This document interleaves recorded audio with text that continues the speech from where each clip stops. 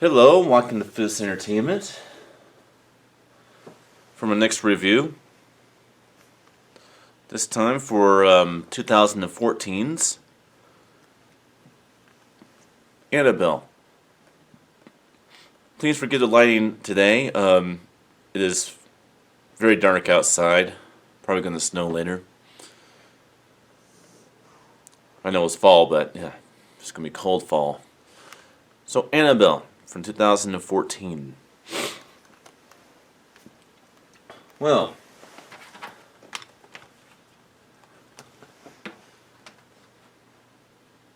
this is really, in a lot of ways, this is a return to Annabelle. A cinema review. Probably what it would actually be called in the video description.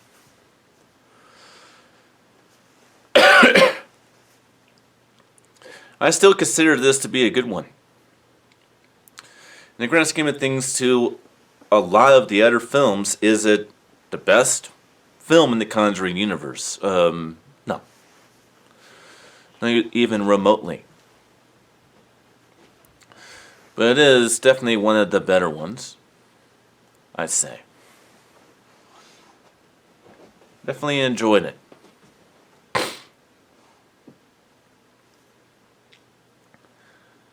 Now, what was it like to actually, because I don't have to go through the plot of this movie, so I could take all this time to actually talk about the experience.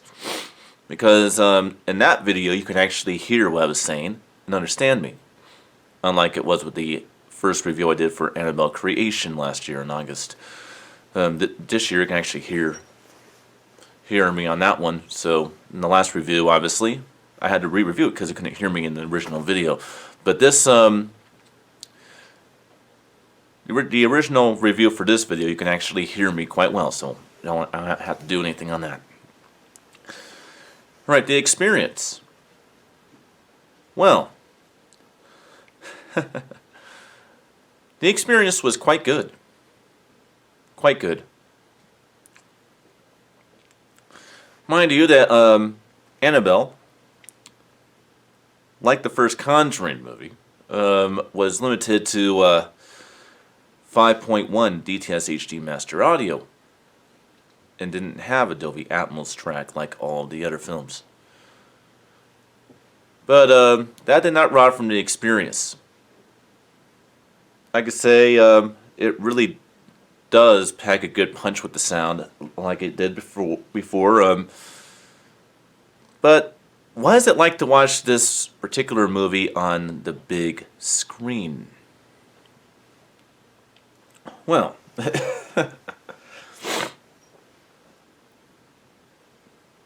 I find it to be a lot more haunting to watch this movie on the big screen than it was to watch it on a 51-inch plasma television. This one actually was quite thrilling and chilling. To give you guys a little bit of an idea, something I haven't done before, but this thing is loose enough I can do it.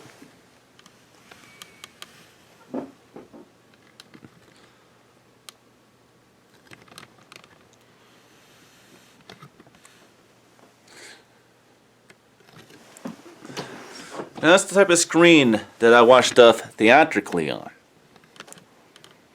Now my television is behind that big screen, but that's basically what I watch these films on if I want to watch a film as if I'm going to a movie theater.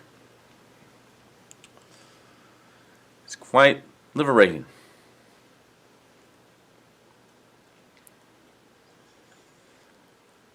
Well,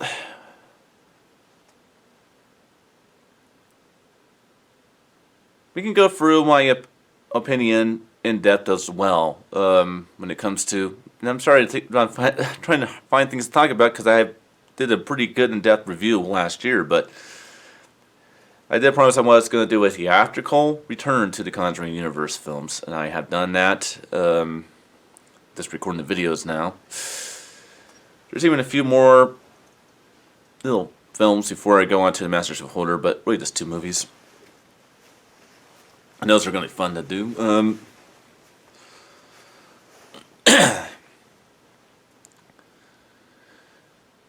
Why do I like Annabelle more than I like Annabelle Creation? People probably have always been very curious about that. Well, I'll make it pretty easy to understand.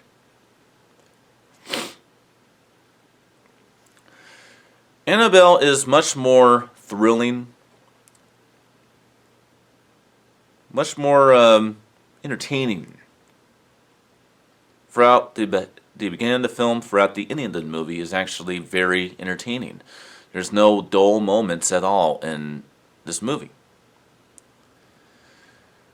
Annabelle Creation, on the other hand, literally for half of the movie, nothing really goes on. In the other half of the film, stuff goes on. Now, do I agree with people when they say that this film is too generic compared to Annabelle Creation? Yes, I will agree with you on that one. I will give you that one. But at the end of the day, you have to ask yourself a question. Which film was more terrifying and more thrilling? It kept you more on the edge of your seat. At the end of the day, you gotta ask yourself that question. And I'll take a little play from the playbook of Matt at Rambo Rant for Life, which is another channel on YouTube that you guys are probably familiar with, the guy that reviews movies. I don't agree with him for most part, but I do agree that sometimes, not all the time like him, but sometimes CGI, visual effects, can get in the way of your experience. I liked it very, very much that there was very, very little CGI animation and effects done in Annabelle, because I thought there was too much of it in Annabelle Creation. Now let me explain what I mean by that. All right. All the jump scares in Annabelle Creation were CGI.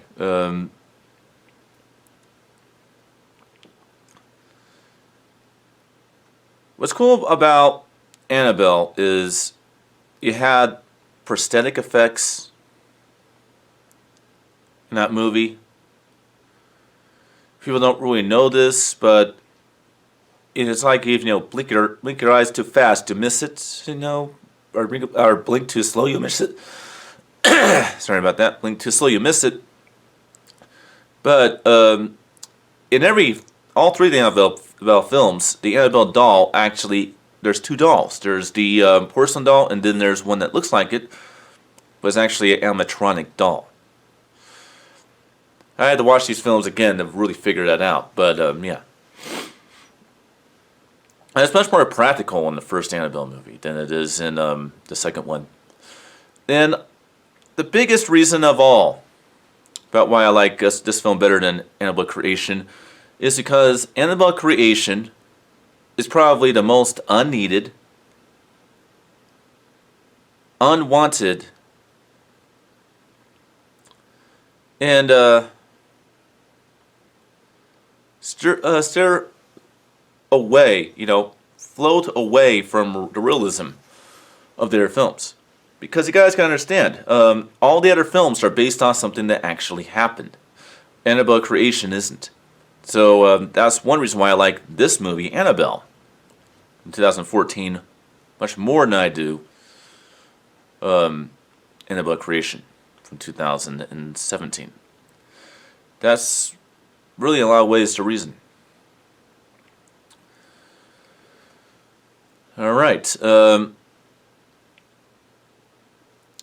What was it like watching this in three-dimensional sound instead of direct audio? Just the overall audio of it. I would say it was very interesting. doing it, with height effects and stereo and mono effects instead of having a lot of surround effects, you can still get the surround effect quite well. It's just, I like it in this new configuration due to the fact that when you have it in this new configuration, it seems as if all the sound is coming from behind the screen, but it has a virtual element that sounds like it actually has surround sound around the entire room, which is a very interesting way. And then that's kind of the way that people view movies these days anyways, with Dolby Atmos and DTS:X, which of course this receiver has. So it really makes a lot of sense, I would say. Revisiting the movie, I would say this audio, at times it tends to be a little bit flat, yes, but I think I mentioned that when I reviewed it the first time. But it does pack a good punch. And this soundtrack knows what it is. It's not like The Nun, and that's the sad thing about The Nun. I like that one, I really do. But the sound on The Nun, it doesn't know what it is. It comes across more like a DTS HD Master Audio track. It doesn't realize it's a Dolby Atmos track. So it should have more proper use. This film, on the other hand, knows what it is when it comes to the sound. It knows it's a 5.1 DTS HD Master Audio track. Even if it does have dull moments in the sound, it knows what it is. So when all the surround effects all start kicking in, you get that good, satisfied feeling. Well, that's pretty much all there is to say about 2014's Annabelle. And I would say, guys, for my first time review, which will be a lot more in depth than this, for 2019's Annabelle Comes Home, which is the next one. And I'll remind you guys about the order that these films go in, so you guys understand why they're reviewed in this way. The proper chronological order that you're supposed to watch the Conjuring in the universe in is The Nun, Annabelle Creation, Annabelle, Annabelle Comes Home, The Conjuring, The Curse of La Llorona, and The Conjuring 2. That's the correct order in which you're supposed to watch these movies. So, want to watch them the right way, watch them that way. And I will see you guys next time for my next review in the Conjuring universe. And this will be a first time review, not a return to. So until then.